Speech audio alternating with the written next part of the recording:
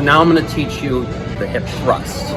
I'm going to teach you two variations of it. First, we're going to do a non-weighted hip thrust, which is a hip thrust that's a bit harder, so you never want to use weight with this. I don't even think it's possible to use weight. And this one is going to work glutes and hamstrings more than other hip thrusts and other low back exercises, and that is a feet elevated hip thrust.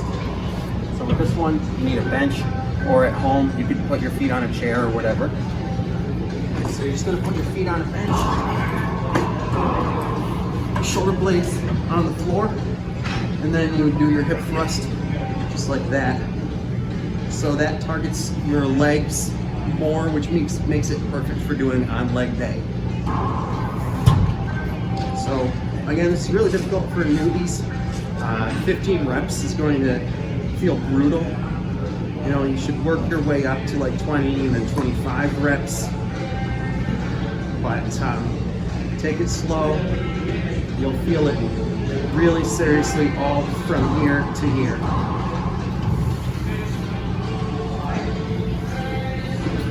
Always pause at the top of every hip thrust. And you don't want to overextend yourself.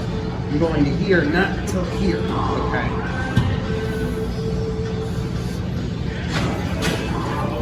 Next, we're going to go do the regular hip thrust, but a weighted version. Next, we're going to do weighted hip thrusts. Weighted hip thrusts are a key back and glute exercise. Right? They're best done on a Smith machine because otherwise it's a pain in the ass to get in and out of. It's very cumbersome. Smith machine makes it easier and also safer when you get to the point where you can load on a lot of weight. Right? I get to the point where I'm putting on more than my body weight, and I wouldn't do that if I wasn't doing it on a Smith machine. I wouldn't want to do that on a normal barbell, right? You need stability and safety when you're going to do that kind of weight. So the key with this is to get the bar in the right position. The bar is going to go on your thighs below your hips, not on the hips or on the abs. And you want the bench to be pretty close, and you get into the exercise by going like this, getting yourself down with your shoulder blades on the bench, okay? And then you press up, lower yourself, and then raise yourself again. Do not hyperextend. You don't need to go like that, right? Just try to make yourself about flat, and your legs, your knees should be at a 90-degree angle at the top, okay?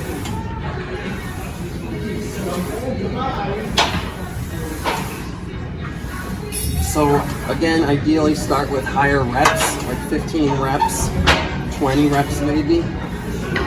And as you add weight, you lower the reps, but this should normally be an exercise you don't do with heavy weight and low reps, like below 5 reps. And then to get out of it, you just put your elbows back on the bench, you know, hoist yourself up and sit. So that's how to do a weighted hip thrust, a very important exercise. So let's talk about some deadlift variations that will help you condition yourself and develop strength to be able to do heavy deadlifts. There's two variations that I love. One is the stiff-legged dumbbell deadlift with a seat back. All right, so for this one, get in the same stance as you would for a normal deadlift, except have your feet a little bit closer together. You still want them really well grounded, but you know, not as spread apart as you would for a normal deadlift, because you're going to sweep the dumbbells back. You're going to keep your legs a little bit more straight than a normal deadlift, okay?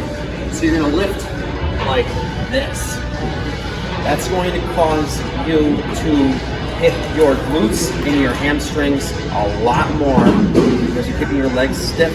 And it's also going to help you activate and hit the lats a lot more because you're sweeping them back like that, like you're doing a pullover, right? This is a very difficult exercise, more difficult than you might think if you're using proper form and not bending your knees and sweeping back as much as you can.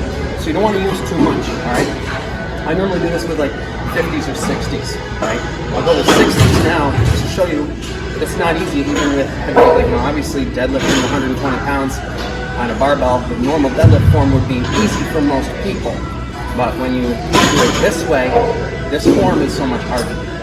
So watch this. You're not even going to be able to sweep it back as far as you think.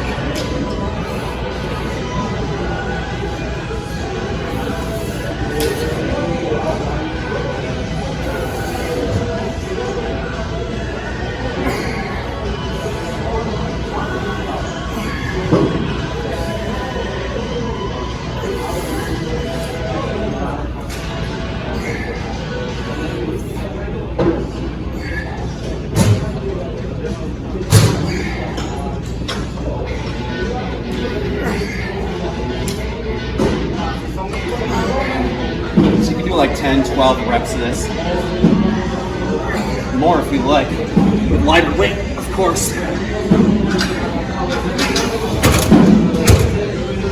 You know, so at this point, I'm feeling this more in my lats and in my hamstrings and glutes than I would a normal deadlift. And it conditions your body to be able to handle heavier deadlift. Single leg deadlift. This is mostly for developing stability and balance. So it's great for athleticism and health, of course. And like I said, it'll condition your hips. It conditions all of the stabilizing muscles of the hips. So it's not just good for conditioning you for deadlift, for any kind of leg work, you know, lunges, etc. With this, it's really difficult. You got to go really light, right? So I normally use a 40 or a 50. I usually do about 15 reps or so. You know, maybe 14, maybe 18, something like that. I use a 50 today, just to show you how difficult it is. You're gonna see me almost fall over a couple of times because it's all about balance, right? So with this, you do it similar to what I just showed you with the double dumbbell. Well, this time it's only one, and you're gonna kick your leg back. So notice how, like, you know, my body's getting ready to fall over. I have to be kind of quick about it. Right? And keep this dumbbell on the side where the foot is planted.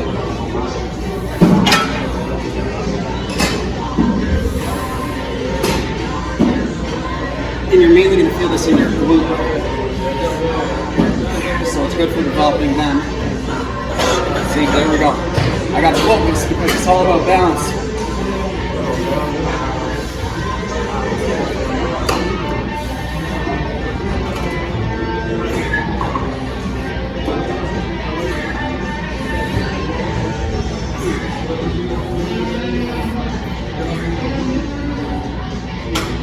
Doing 12 or more reps, you will feel it in your low back, like another deadlift though, especially because then you're going to do it on the other side as well.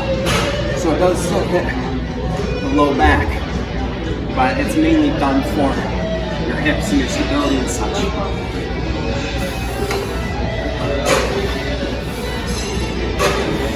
It's very hard.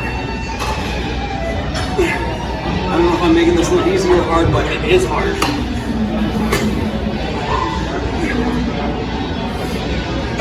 I'm also getting the stabilizer muscles worked in my ankle to keep me balanced.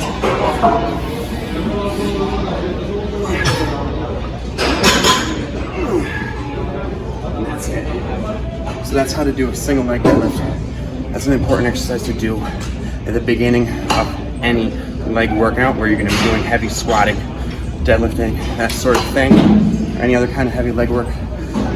Could also be a good thing to just incorporate into every single warm-up that you do. Okay, because it's just so good for keeping your hips healthy and giving you that balance that you're going to need for certain exercises.